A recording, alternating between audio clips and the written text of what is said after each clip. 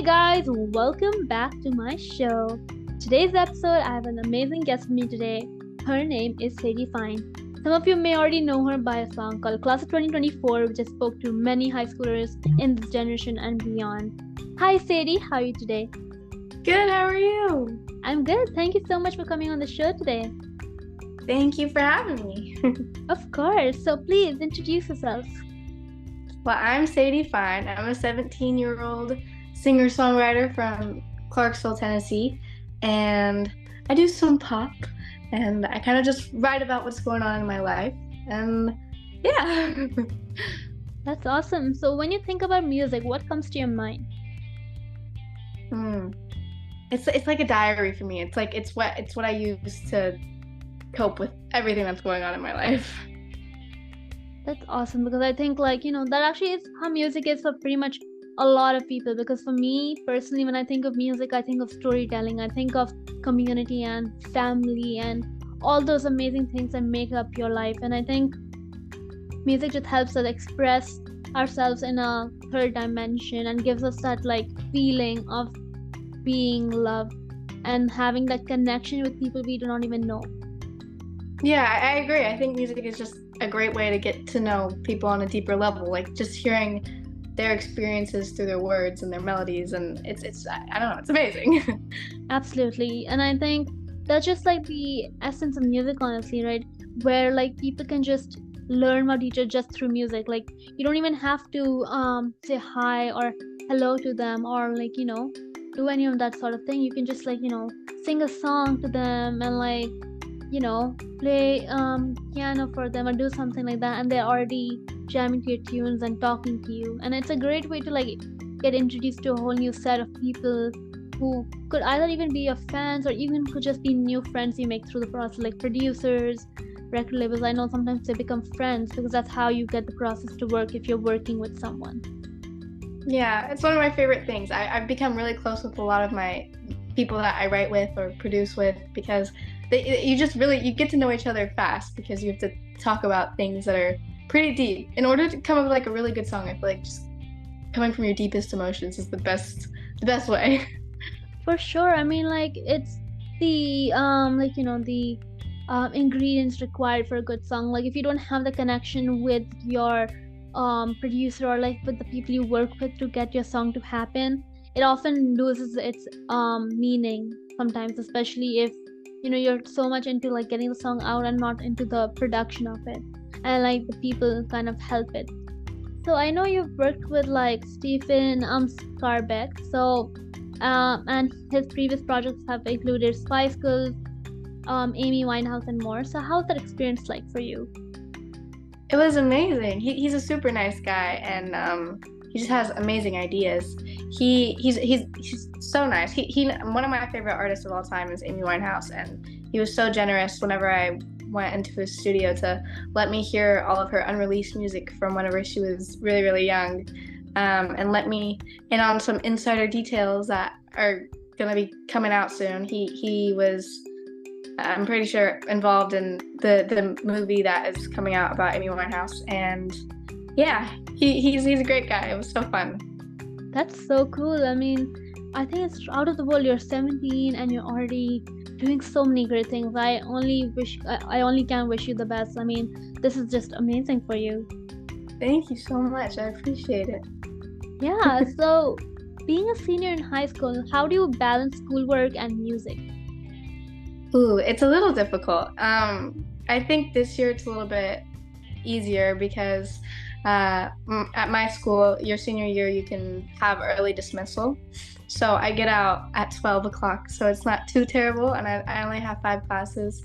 But before, it was really, really difficult because I take all advanced classes, and I'm in a few college classes as well, and I've been doing that since my sophomore year of high school. So it was definitely a struggle. I care a lot about school and my grades, but music was obviously one of my top priorities. So I feel like I'm passionate about both, so it made it easy because I care about both a lot.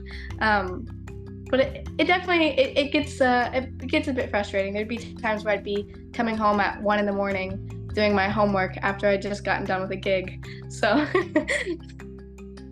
Wow, yeah, I think of course, like with like high schoolers, especially like when you're younger, you can kind of balance it a little bit easily. Like, if you're an elementary student, you don't have too much work. And also, like, we see less of elementary students pursuing music as like a career per se, like, releasing music and things. But middle school, high school, you start wanting to release stuff, exploring your sound and everything. And that actually gets tough as well, because for me personally, I am a singer-songwriter as well. I release music, and well, I only have released a few on SoundCloud, but it gets tough sometimes, especially when you juggle like schoolwork and like other personal things you have to do, like doing errands and all of that.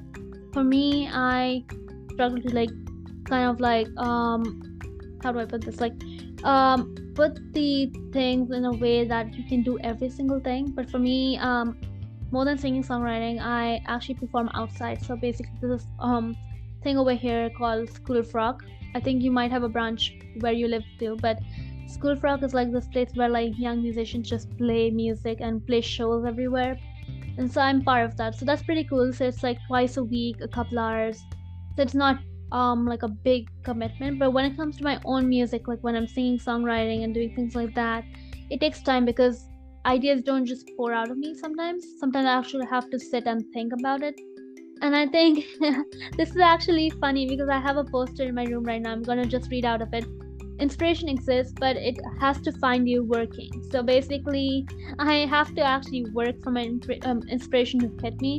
And so sometimes that becomes tricky, because I'm trying to write like a song while I'm doing, I don't know, English, for example. So I have like a bunch of songs about Macbeth for some reason, because like I'm trying to write a Macbeth essay while writing a song. So then a Macbeth song is just born.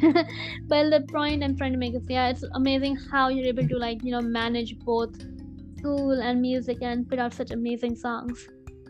Thank you. Yeah, I mean, it's amazing that you're juggling it all too. That's definitely a talent at itself. Thank you. If you could talk to any singer-songwriter, dead or alive, who would it be and why? I think I'd really like to talk to Amy Winehouse. I said it before, but she's my favorite artist ever. And I think there's so much about her story that just like it hasn't been told. And I'd love to hear her perspective on everything that has happened in her music career and her life, because I think she's just an incredible artist. And yeah, I just find her so interesting. That's amazing. For me, I think like Amy Winehouse is such a powerhouse. Like she's the biggest powerhouse like in terms of pop music and rock music. But for me, I would choose like Olivia Rodrigo, because I know she's like an up and coming artist, right? And so I would love to like chat with her and see what goes on in her mind when she thinks about creating music. Because I know she does a lot of heartbreak songs, but at the same time she has like this aspect of her that no one like talks about. She has like this relationship with singers like Billy Joel, and I think it would be really cool to see her thoughts on like Billy Joel slash Olivia Rodrigo collabs or something in the future, because I think it would be really interesting to see Piano Man play with her. I know she has done a couple of like collabs together in some of her tours in the past, but it'd be really interesting to have like a song with them together, and I think that would be really cool.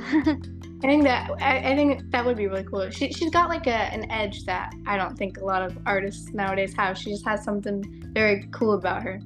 Exactly, and I think since she's only like a well, she's not a teenager anymore. She just hit her 21-year milestone, but yeah, but like she still is on the younger spectrum. It just means that she's so much going on, so many new opportunities she can get. Same like you, like in fact you're younger, so like you have so many things, and I think that's just the best part about starting young. Like I'm gonna be turning 16 in a month, and so it's gonna be really good, because like once you turn 16 or once you hit like milestones, you have more opportunities coming your way. For example, for 18, I think you can start performing at like open mics, and then for 16 you can start performing like busking if you're interested in that kind of thing, and then 21 I think you have more opportunities. So like it just opens up so many things, and I think that just by being young you kind of open up yourself for many opportunities that you may not have if you were, I don't know, 49. But at the same time, being 49 versus being, I don't know, our age, it may not even make a difference, because at the end of the day creativity is just creativity, and like if you have it then you can just do it at any age, even if you're like 100 even. Yeah. I mean, that's I feel like being younger is definitely like it's great in the music industry, but it's also a little bit of a setback. Like in Nashville, for instance, you can't really play at a lot of places until you're 18 or 21. So that's been I'm a little excited to turn 18 because of that reason, but yeah. Oh yeah, it's a good point actually, because over here as well, I think in San Francisco, right, we do not have a lot of playing opportunities unless like you're part of school rock or some other like place that allows you, gives the opportunity within their school itself. Like for me, most of the shows and stuff I've played are part of the school rock program and not like Yeah. separate. Like maybe like a few community things here and there, but like not like actual venues like the Grill House or like things like that. But I know like over here sometimes people perform at the pizzeria, like they ask the person and like, can we perform here, and then you just perform there for free kind of thing. But I think like as we grow older we also get more experience, like music classes. There's like so many ways you can just learn through your songs, and I think that's just the amazing part of music. You can just keep learning. There's never like this end point where like, oh, I've learned everything about pop music, I'm ready to like launch myself into the world. You're ready to launch yourself in the world the moment you start singing and songwriting, but like I guess it just depends on your own personal interest of whether you even want to do something where you have to release something out. Yeah, exactly. I feel like where was I going with this? I forget where I was going. I forget what I was going to say. But yeah, I agree. So my last and final question for you, this is always the biggest one because every single songwriter has different things to say about this. But what is your advice for singer-songwriters? What'd you say? Sorry, you cut out a little bit. Sorry, advice for singer-songwriters. Advice? I'd say that just be true to yourself and write what you feel, because I feel like I used to do this thing where I would worry that nobody would connect with how I feel, but you have to think there's so many people in the world, somebody's gonna feel how you feel. So just write how you feel and put it out there and be confident in it, and I think people will connect if you are authentic to yourself.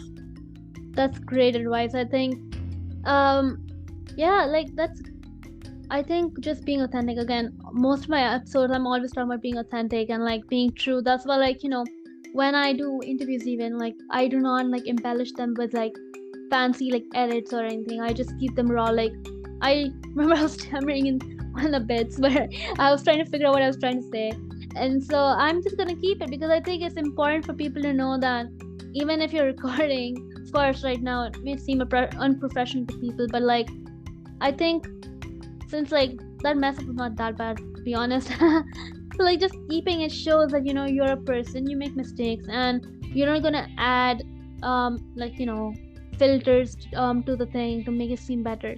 Even of course like just letting it be true, and like in terms of music as well, just doing what you love. I mean, if you love rock music, then do rock music, and if you love country, do country, because what happens again, as you said, like you lose yourself when you start doing things that other people want. And I think it's very important to keep that thing in mind, especially as teenagers, where like we are always swayed from side to side based on what the popular person says. They're like, oh, the popular person says they love let's say, I don't know, Americana music or something like that, then you follow that bandwagon and say, I like that too, even though you may not even like it. Maybe it's your least favorite, I don't know. And so just staying true to what you love, what you like, what you want to pursue is very important, especially when you are easily swayed between two sides of the same coin. Yeah, and I feel like today that's such like it just happens, like you said, like adding filters, like everything is, a lot of people are very unauthentic, and I feel like being one of the people that can be yourself out of the tons of people that are on social media and putting out things that just aren't really them, I feel like it's just so unique to be yourself. Absolutely. Again, like Instagram has filters. I personally use them a lot. Like I'm trying to reduce the fact how many times I use it, and just stay like neutral. Like if I'm putting a filter now, like like those extreme ones where like they change how your face looks like completely. Yes. You can't even recognize yourself. I stopped using those, but like I'm trying to start like limiting it a little bit more, so that I'm only using like those the tiny sparkle ones, which just add sparkle to your face, but not like the point where you look unrecognizable. So like, I Yeah. guess it just is up to us as people to like slowly kind of move away from filters and just start posting our authentic self. Yeah, exactly. I agree. This was an amazing chat. I love talking to you, Sadie, and I wish you all the best. Thank you so much for Thank you. coming on the show. Thank you for having me. Of course. So, anyways, guys, this is the end of the episode. I hope you liked our conversation with Sadie Fine. I'll be linking Sadie's website in the show notes. Feel free to check out her music and support her on her musical journey. Thank you so much, everyone, and have a great evening.